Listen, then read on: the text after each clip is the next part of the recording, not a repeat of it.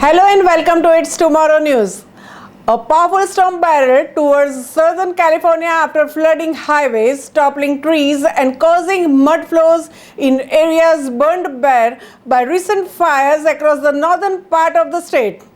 Drenching showers and strong winds accompanied the weekend's arrival of an atmospheric river, a long and wide plume of moisture pulled in from the Pacific Ocean. The National Weather Service's Sacramento office warned of potentially historic rain.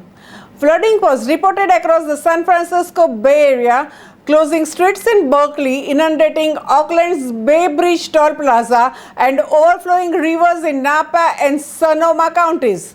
Power poles were downed and tens of thousands of people in the North Bay were without electricity.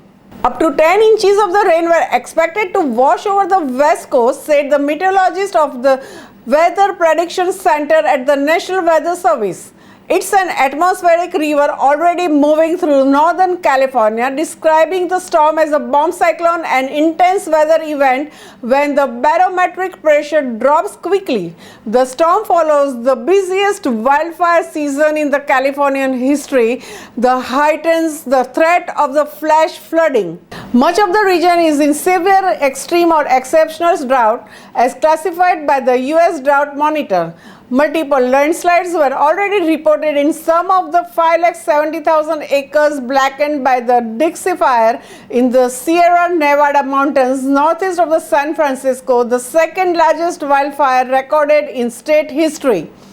Emergency services issued flood warnings for areas including Marin County just north of the San Francisco and portions of the Napa River. Winds over 80 kilometers per hour gusted through the San Francisco and triggered power outages around Sacramento, where residents tweeted photographs of toppled utility poles, smashing cars and blocking roadways. As much as 5 inches and 13 centimeters of rain was predicted. Strong winds knocked over the orange truck on the Richmondson-Raphael Bridge in the San Francisco Bay Area, several Twitter users reported. Sandbags were being handed out and evacuation centers were opened in the state capital, Sacramento. About 150 miles to the north, the California Highway Patrol closed a stretch of the State Route 70 in Butte and Plumas counties because of the multiple landslides within the massive Dixie Fire burn scar. The same storm system also slammed Oregon and Washington state, causing power outage and affecting tens of thousands of the people. 2 people were killed when a tree fell on a vehicle in the greater Seattle area. East Side Fire and Rescue responded to the scenes of the fatalities near Preston, Washington, which is about 20 miles east of Seattle. In California's Colorado and Yolo counties, State Highways 16 and 20 were shut for several miles due to mudslides, the State Department of Transportation said.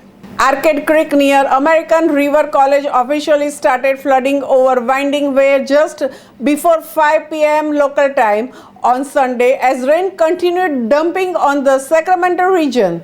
The Sacramento River tributary runs alongside the Winding Way in Carmichael near the college, a sharply twisted stretch of road that can prove hazardous when wet. The area of the road near Walnut Avenue is prone to flooding during the intense rainfall. As of 5 p.m., the creek was running more than 50 feet deep. Earlier this morning, Arcade Creek was seen swollen with the rainwater and slowly creeping up to the roadway as the storm bore down over the Sacramento County. Precipitation was higher in foothills east and north of the capital.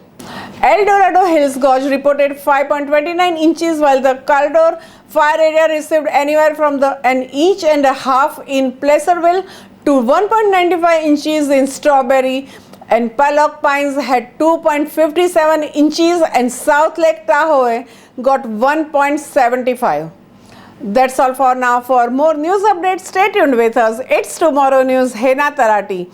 For more weather updates like this, and please subscribe our channel.